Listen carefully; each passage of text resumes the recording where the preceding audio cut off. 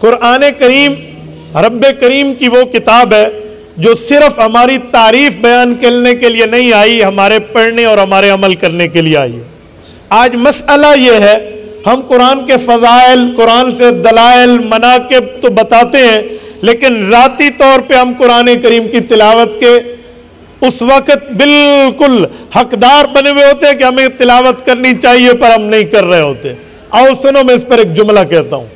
قرآن کریم میں رسالت مآب کے مقاصد میں ایک مقصد یہ بیان کیا، آمد مصطفیٰ کے مقاصد میں، کہ یتلو علیہم آیاتہ، رسول اللہ صلی اللہ علیہ وسلم خود بھی تلاوت فرمائیں اور رسول اللہ صلی اللہ علیہ وسلم امت کو تلاوت سنائیں۔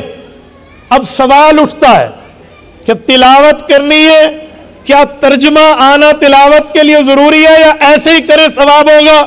تو ترجمے کے لیے الگ آیات ہے، وَيُعَلِّمُهُمُ الْكِتَابَ وَالْحِكْمَةَ، لیکن اگر عالم نہ ہو بندہ، ترجمہ نہ ہوتا ہو، خالی قرآن کریم کی تلاوت کرے تب بھی ثواب سے خالی نہیں۔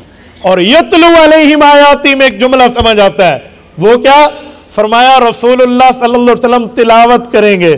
اب جب ہم حضور پاک کی اتباع میں قرآن کی تلاوت شروع کریں گے تو کئی فوائد ہیں۔ ہماری ذات کا فائدہ بھی ہے، جس مکان میں ہم پڑھ رہے ہیں، جس جگہ پڑھ رہے ہیں، اس کا فائدہ بھی ہے۔ آپ کہیں گے کیسے؟ اپنی ذات کا فائدہ حدیث پاک میں امام بیہقی رحمہ اللہ نے شعب الایمان میں یہ روایت نقل کی ہے، حضرت عبداللہ ابن عمر رضی اللہ عنہما کے واسطے سے نقل کی ہے، فرمایا ان هذه القلوب تصدع كما يصدع الحديد، فرمایا دلوں کو زنگ لگ جاتا ہے جیسے لوہے کو زنگ لگ جاتا ہے۔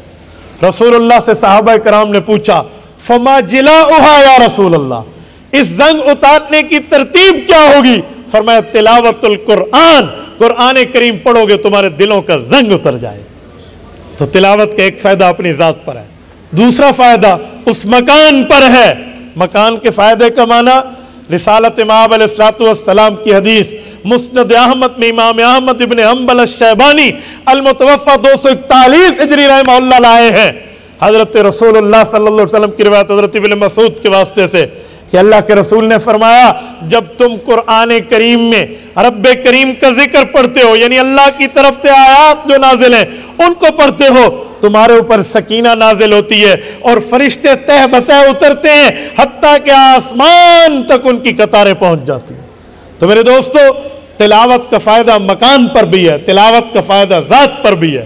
اور کلام اللہ شریف کو آج لوگ کہتے ہیں بغیر سمجھے پڑھیں تو فائدہ نہیں ہے، اور خدا کے بندے سمجھ کے پڑھو بہت فائدہ ہے، اور اگر بغیر سمجھے پڑھو صرف الفاظ کی تلاوت کرو تب بھی فائدے سے خالی نہیں ہے۔ آپ کہیں گے وہ کیسے؟ یہ حضور پاک نے تلاوت کی بات فرمائی ہے، تو تلاوت صرف الفاظ پڑھنے کو کہتے ہیں۔ آج کل کچھ لبرلز لوگ حضرت یہ اعتراض کرتے ہیں کہ لفظ پڑھنے سے کیا فائدہ ہوگا، پہلے مطلب سمجھ لو، اور اس پر مثالیں دیتے ہیں، جیسے جراج پوری نے مثال دی ہے، غلام احمد پرویز نے مثال دی ہے۔ یہ جو منکرین حدیث ہیں وہ کہتے ہیں تمہیں کوئی دوست خط لکھے اور تم روزانہ اس خط کو پڑھتے رہو پڑھتے رہو پڑھتے رہو، عمل نہ کرو، تمہیں کوئی فائدہ ہوگا؟ لوگ کہتے ہیں نہیں یار، دوست کا خط آیا اس کو پڑھیں گے عمل کریں گے تو فائدہ ہوگا۔ کہا تمہیں اللہ نے بھی خط لکھ کے قرآن دے دیا، اب خالی لفظ تم پڑھ رہے ہو اور اس کا مطلب نہیں سمجھتے، تمہیں کوئی فائدہ نہیں ہونا۔ اور اللہ کے بندے، یہ کوئی عام ناول ہوتی، کوئی ڈائجسٹ ہوتی، کوئی عمران سیریز کی بکس ہوتی تو کہتا اس پہ عمل کرو تب فائدہ، خالی پڑھنے سے نہیں ہے۔ یہ وہ کتاب ہے جس کو رسول اللہ نے فرمایا صرف تلاوت کرو گے تب بھی تمہارے دل کا زنگ اترے گا۔ تو میرے دوستو، اسے خود بھی تلاوت کا معمول بنائیں۔